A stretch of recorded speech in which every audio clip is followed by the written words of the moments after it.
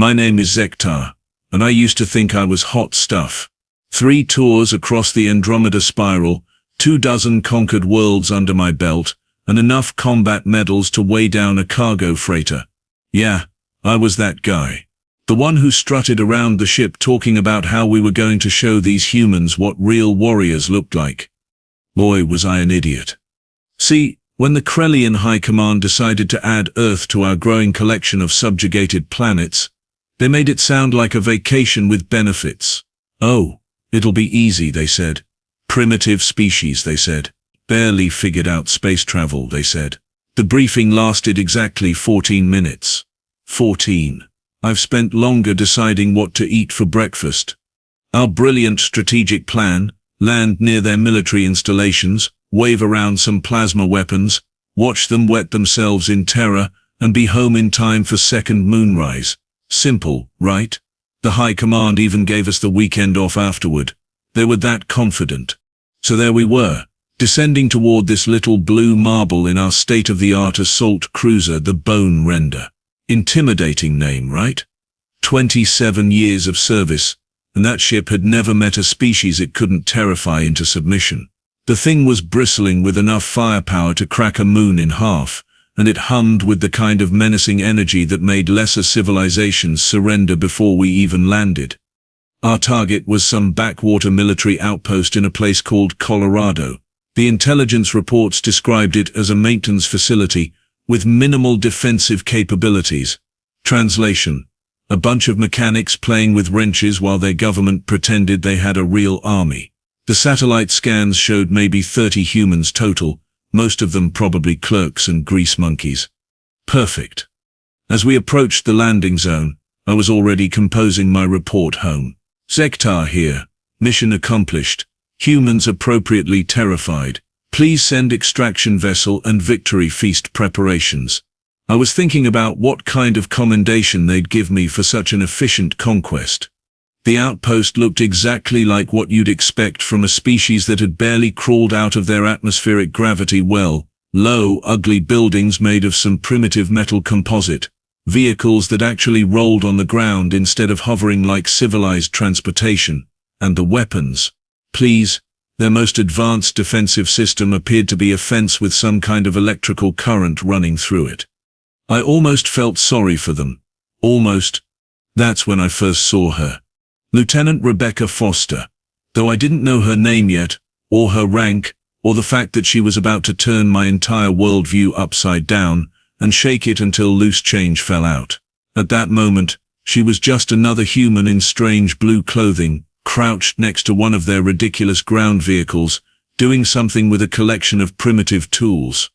She had short brown hair that looked like she cut it herself with a plasma torch, and she was wearing what I later learned was called a uniform, though honestly, it looked more like work clothes that had seen better decades. Her sleeves were rolled up, exposing arms that were surprisingly muscular for such a small creature, and her hands were covered in some kind of black substance that I assumed was machinery lubricant.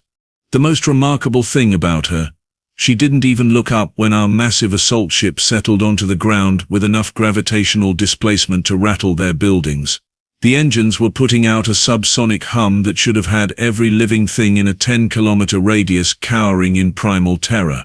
This human just kept working on her vehicle, like we were a particularly loud bird that had landed nearby.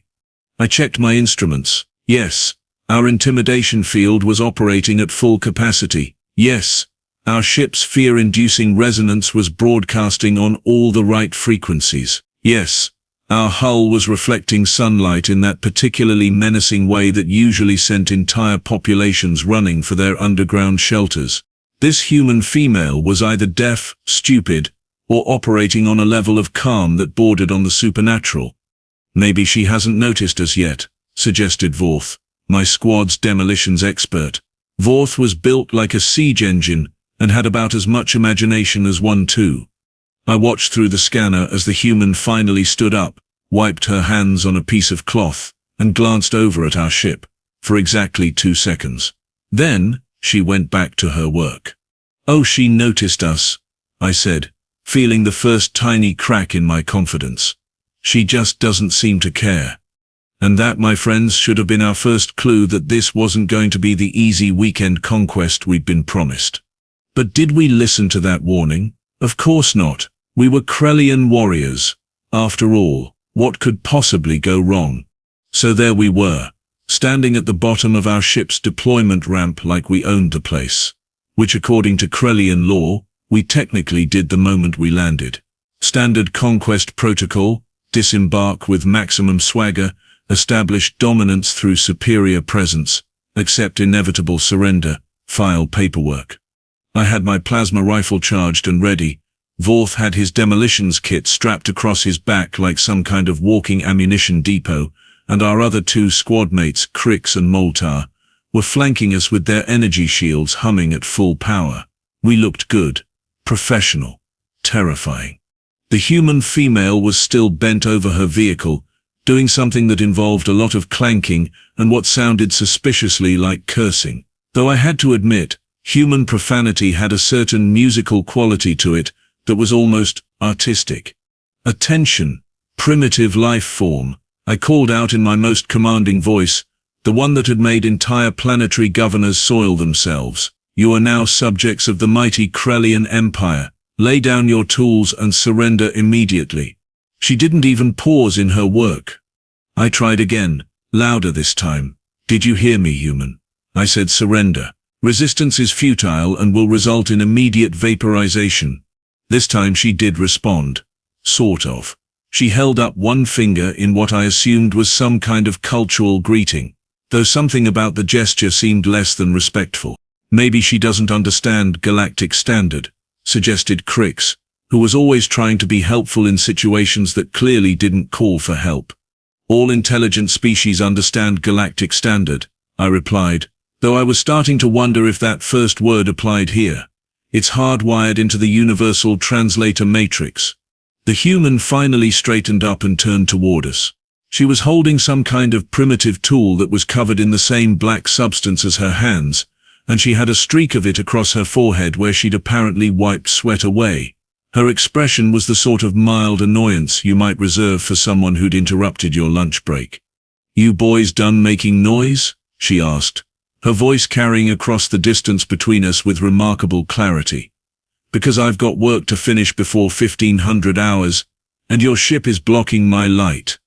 I blinked, several times. In all my years of conquest, I had never encountered a response quite like that. Where was the terror? The pleading, the immediate offer of unconditional surrender, followed by requests for mercy. Did she just complain about our parking? Moltar whispered. Before I could formulate a response that might salvage some dignity from this increasingly bizarre situation, Vorth decided to take matters into his own hands, which, knowing Vorth, was never a good sign. Allow me to demonstrate our superior firepower, he announced, pulling one of his plasma grenades from his belt. The thing was roughly the size of a human fist and glowed with enough contained energy to level a small building. This should provide adequate motivation for surrender. Vorth, wait, I started to say, but he was already priming the device.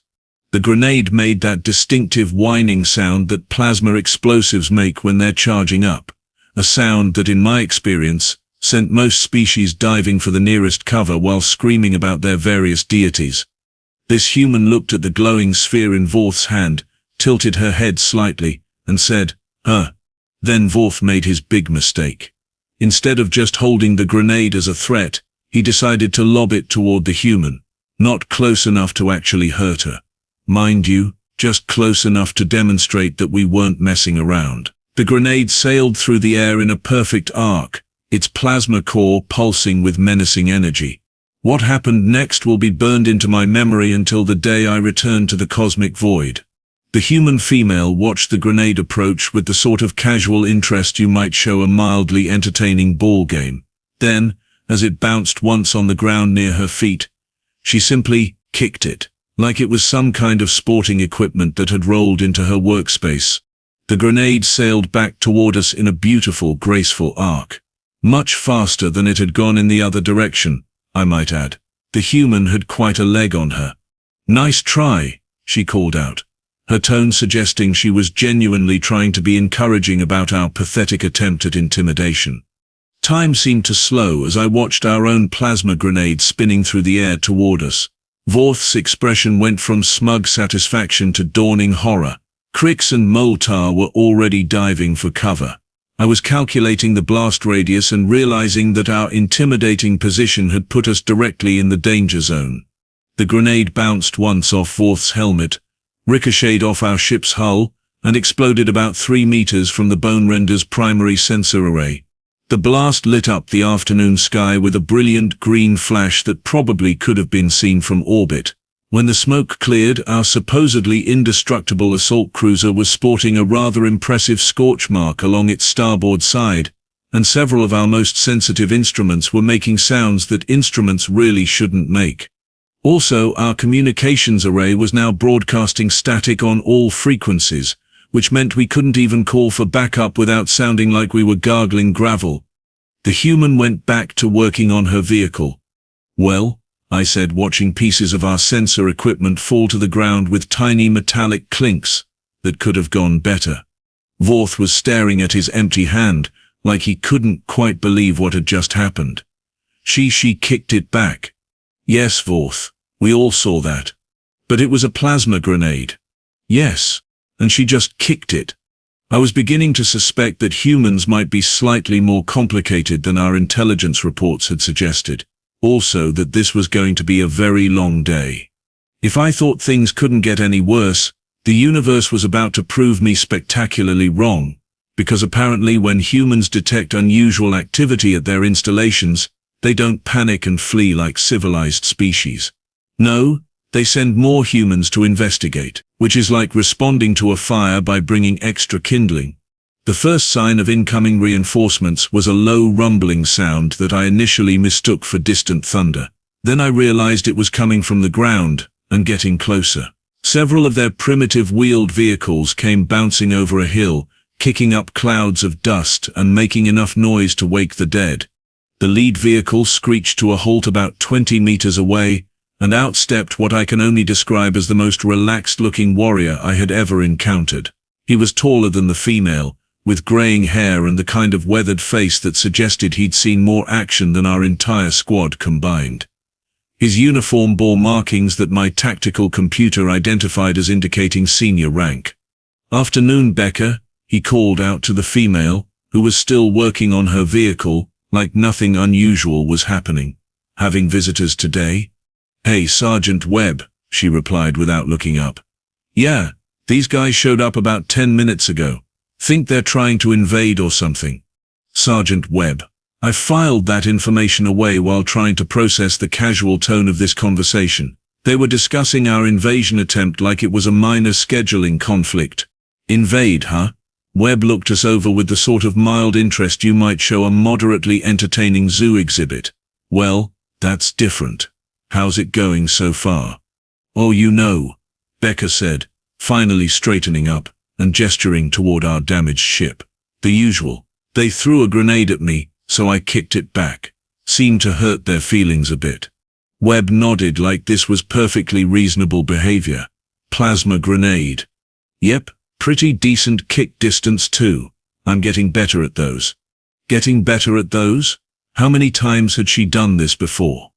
"Excuse me," I interrupted, because this conversation was rapidly spiraling beyond my comprehension. "We are conducting a military invasion here.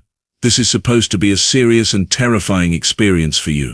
Webb turned to look at me, with the sort of patient expression teachers use when dealing with particularly slow children. "Oh, sorry about that. Should we be more scared?"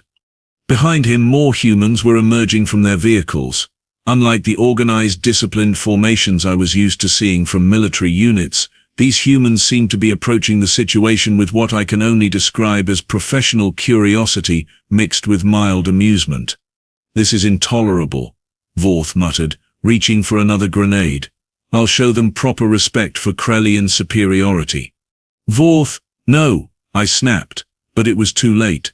He'd already pulled out another plasma explosive and was waving it around like some kind of glowing trophy. That's when Sergeant Webb did something that defied every tactical manual ever written. He walked right up to Vorth, plucked the grenade from his hand like he was taking candy from a child, and examined it with genuine interest. "Nice craftsmanship," Webb said, turning the deadly explosive over in his hands. "What's the effective blast radius on this thing?" Vorth stared at him, in shock. "You can't just, that's a military-grade plasma explosive." "Is it now?" Webb handed the grenade to one of his subordinates, a younger human male who caught it like it was a piece of routine equipment. "Tommy, what do you think?" "Similar to the Mark IV charges we used in Afghanistan." Tommy hefted the grenade thoughtfully. "Bit heavier. Probably packs more punch though. Mind if I take a look at the trigger mechanism?" Before any of us could object, Tommy had the grenade partially disassembled and was examining its internal components with the sort of focused attention that made my skin crawl. This was advanced Krellian military technology that had taken our best engineers decades to perfect. This human was treating it like a puzzle he'd found in a children's magazine. "Oh, that's clever," Tommy said, pointing to something inside the device. "See how they've got the plasma containment field linked directly to the detonator? Elegant design. Bet we could improve the efficiency by about 20% if we rerouted the energy flow through here instead." He proceeded to do exactly that, using what appeared to be a standard human toolkit. "Stop that," I demanded. "You can't just modify Krellian technology. It's impossible. It takes years of specialized training." Tommy looked up from his work with a grin. "Oh, this? Nah, it's just basic electrical engineering. Though I gotta say, you guys really overcomplicated the firing sequence. This thing's got like 15 redundant safety systems when 3 would do the job better." He handed the modified grenade back to Webb, who examined it with approval. "Nice work. How's the yield?" "Probably doubled it. Maybe tripled. Hard to say without field testing. My tactical computer was having what I can only describe as an electronic nervous breakdown. Warning lights were flashing, error messages were cascading across my display, and somewhere in the background I could hear Krix making small whimpering sounds. But it got worse, because while Tommy was casually revolutionizing our weapons technology, Becca had apparently decided that our energy rifles looked interesting. She'd walked over to where Moltar had set his weapon down and was examining it with the sort of focused intensity that made my blood pressure spike. "Mind if I borrow this for a second?" she asked, already picking up the rifle. "That's a Class 7 plasma projector," Moltar protested. "It requires biometric authentication and 17 levels of security clearance to operate." Becca pulled out what looked like a standard human tool, did something to the rifle's power coupling that made it hum in a way it had never hummed before, and casually fired a shot at a nearby rock. The rock didn't just vaporize, it ceased to exist in such a thorough way that reality seemed to forget it had ever been there in the first place. "Huh," she said, examining the modified weapon. "You guys really weren't getting much out of this power core, were you? I think I can boost the output by maybe 400% if I bypass this limiting circuit here." She proceeded to do exactly that, using what appeared to be a piece of wire and some kind of adhesive substance. That's when my comm unit started crackling with transmissions from other invasion forces across the planet. And let me tell you, the news was not good. "Squad 7, to command. We have a problem. The humans have somehow turned our own siege engines against us and are using them to redecorate their settlement. Request immediate evacuation." Squad 12 reporting. "The humans have not only reverse-engineered our shielding technology, they've improved it. Their defensive barriers are now stronger than ours. Also, they want to know if we're interested in a technology exchange program. Squad 4 to any available units. Send help. The humans have built something they're calling a super soakers using our plasma conduits. We're pinned down behind our own ship, and they're treating this like some kind of recreational activity." I looked around at my squad. Vorth was staring at the humans with something approaching existential dread. Krix had gone completely silent. Moltar was trying to hide behind a piece of equipment that was significantly smaller than he was. And there I was watching a species that had barely figured out interplanetary travel casually outpacing centuries of Krellian military development in the span of about 20 minutes. You know what? I said to nobody in particular. I think I chose the wrong career. What happened next can only be described as the most professionally executed amateur hour in military history. Because while my squad was standing around having various forms of mental breakdowns, the humans had apparently decided that our little invasion attempt was exactly the kind of Tuesday afternoon entertainment they'd been looking for. Sergeant Webb had produced what he called a field radio and was coordinating with other human installations across the planet. The conversation was terrifyingly casual. Eagle Base, this is Outpost 7. We've got some visitors here with interesting toys. How's your situation? Copy that, 7. We've got 4 of their ships grounded, and the crew's asking if we have any job openings. Turns out their technology is pretty useful once you know what you're doing with it. Outstanding. Becca's figured out how to soup up their weapons. Tommy's working on their explosives. Think we can turn this into a learning experience? Already on it. Dr. Martinez in engineering wants to know if they'd be willing to stick around for a few days. She's got questions about their propulsion systems. I felt something cold settle in my stomach that had nothing to do with the high altitude learning experience. They want us to stay. Webb grinned at me with the sort of enthusiasm that made me deeply uncomfortable. Well, sure. When else are we going to get hands-on access to this kind of advanced technology? This is like Christmas morning for our tech teams. While this conversation was happening, Becca had apparently gotten bored with simple weapon modifications and had moved on to what she called creative engineering. She'd somehow connected 3 of our plasma rifles together with spare parts from her vehicle, creating something that looked like it belonged in a science fiction movie about mad scientists. What is that? I asked, pointing at her contraption with a hand that was definitely not trembling. Oh, this? She hefted the device like it weighed nothing. I'm calling it the Alien Tech Improvement Project Mark 1, or the A-tip. Catchy, right? Before I could ask what it was supposed to do, she pointed it at one of the large rocks that dotted the landscape and pulled what I assumed was a trigger. The rock didn't just disappear. The rock, along with about 50 meters of ground behind it, simply ceased to exist. The energy beam had carved a perfectly smooth tunnel through the terrain that you could have driven a vehicle through. Nice, said Tommy, looking up from where he'd apparently built some kind of plasma grenade launcher out of spare parts and sheer human stubbornness. What's the power consumption on that thing? About the same as their original rifles, but I'm getting maybe 10 times the output. Turns out they were really conservative with their energy distribution protocols. Conservative. They were calling our carefully calculated safety margins conservative. That's when the retreat orders started coming in over the come. All units. This is Fleet Command.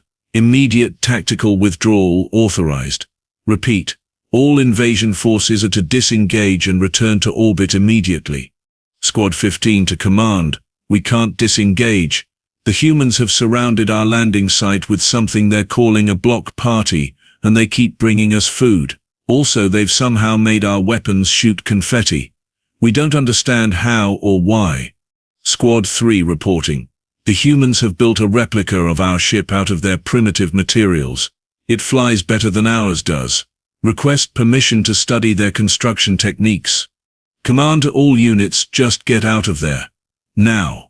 Before they figure out how to improve our FTL drives. Too late for that, apparently. Because Becca had wandered over to our ship and was examining the engine compartment with the sort of intense focus that had already proven so dangerous to our equipment's original design specifications. Hey, Sergeant, she called out. Come look at this. Their propulsion system is incredibly inefficient. See how they're routing the plasma flow through all these unnecessary buffers. We could probably double their speed and halve their fuel consumption just by streamlining the energy distribution. Webb joined her at the engine housing, and they started pointing at various components while discussing modifications that made my engineering training weep.